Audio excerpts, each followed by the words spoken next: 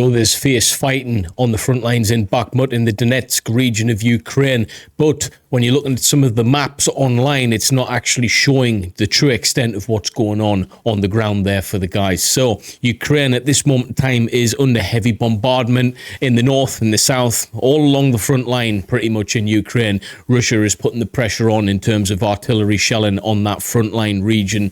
The back and forth is pretty intense to say the least. But today we're going to break down what's happening in Bakhmut, because some of the maps, like I say, isn't actually showing us everything what's going on over there. So there's some footage that I'm going to start with to get things fired off here, and I want you to pay close attention to just how bad it looks on the ground. And then we're going to go into a map study, and yeah, there's a bit of information that's maybe not linking up, guys, but let's get into it. Before we do, please like, share and subscribe to the channel. If you're brand new here, then welcome to the channel, guys. I really do appreciate all the support, and I'll see you in the comments, troops. Let's just get straight into this. So, bit of footage here. It's about a minute long or so.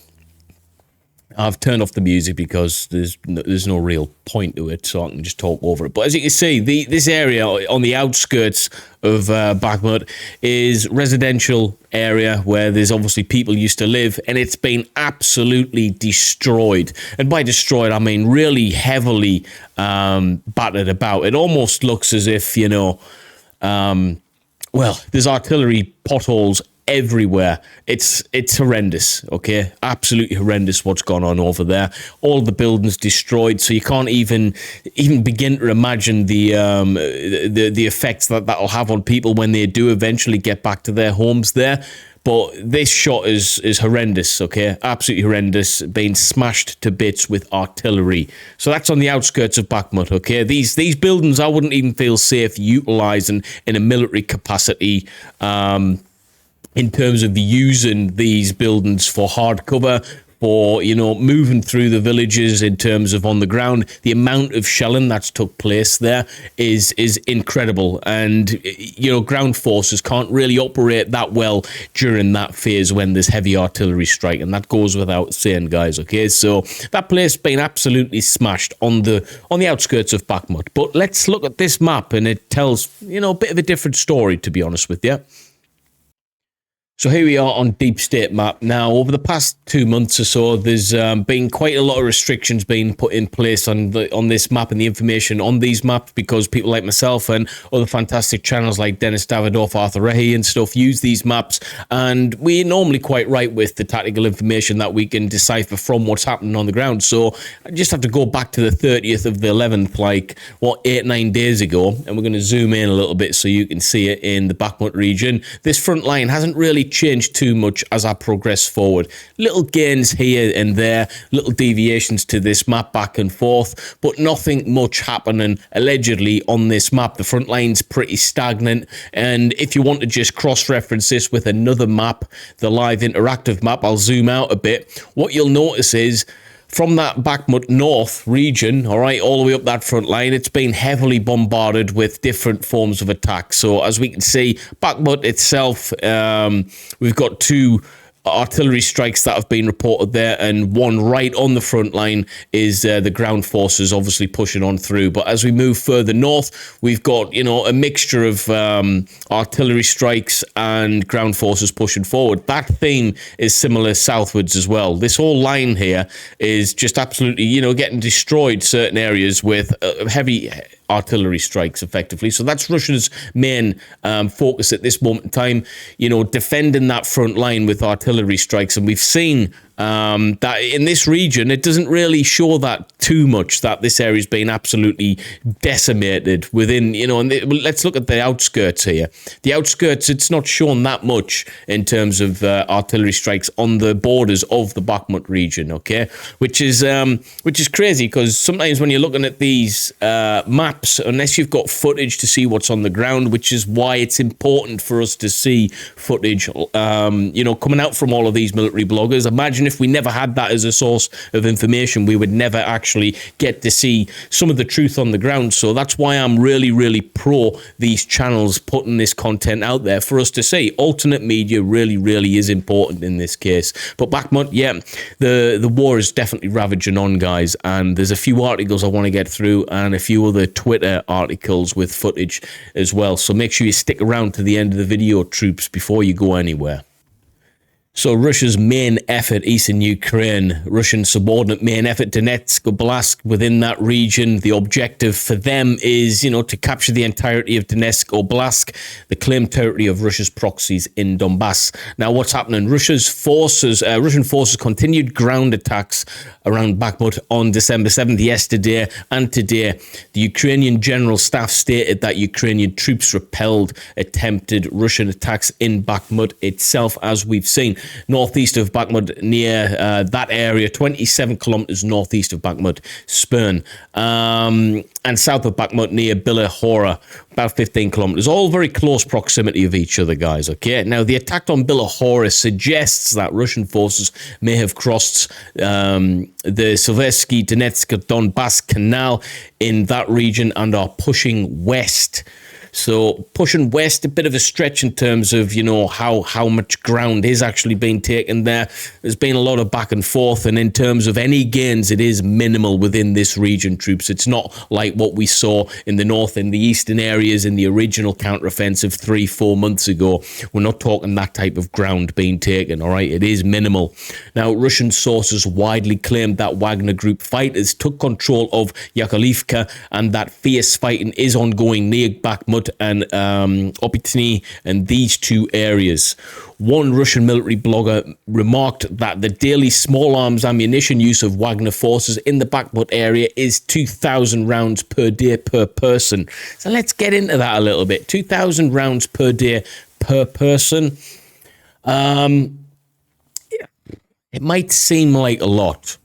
And depending on what type of warfare you're fighting, it can be a lot, but put this into perspective. If I was still in the Royal Marines as a general purpose machine gunner using the GPMG, 2,000 rounds, you can get through that pretty easy. It is a lot still, but we're talking about sustained war fighting with clear objectives on both sides. So, yeah, if those numbers are true, that is a lot of rounds in comparison to what has been used by Russian forces. Not talking about the Wagner Group forces, the Russian conscripts and stuff. Yeah, that's a lot of rounds. So whether that's true or not per person, yeah, they're obviously going to be pushing hard. That followed up by the fact that the area of Bakhmut and the surrounding areas have been heavily bombarded with artillery strikes tells me that there's a real push for Russia to try their best to take this area. We understand that strategically speaking, this area is really, really on the agenda for Russia. I mean, we just have to zoom in a little bit here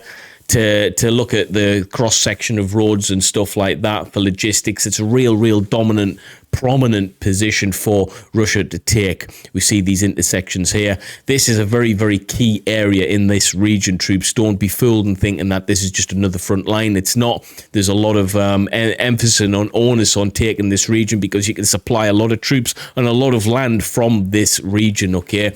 I mean, Luhansk pushes pretty much a lot of their supplies from this region to Bakhmut just because of the fact you've got an open, clear line of communication and transport from these regions. So it's very, very strategically important for the Russians to utilize this area, okay?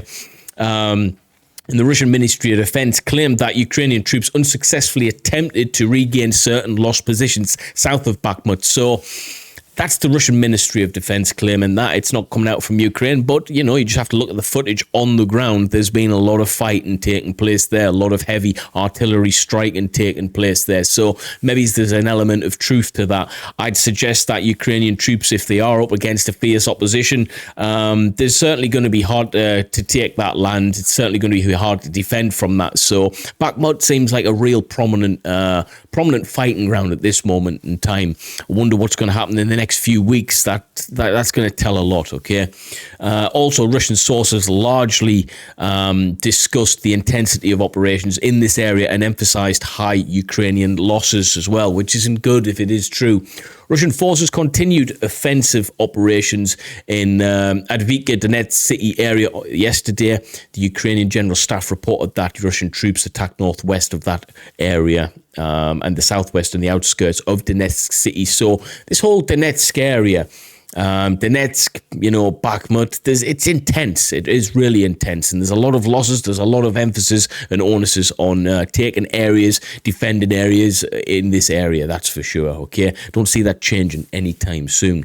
But let's look at some footage. So this today.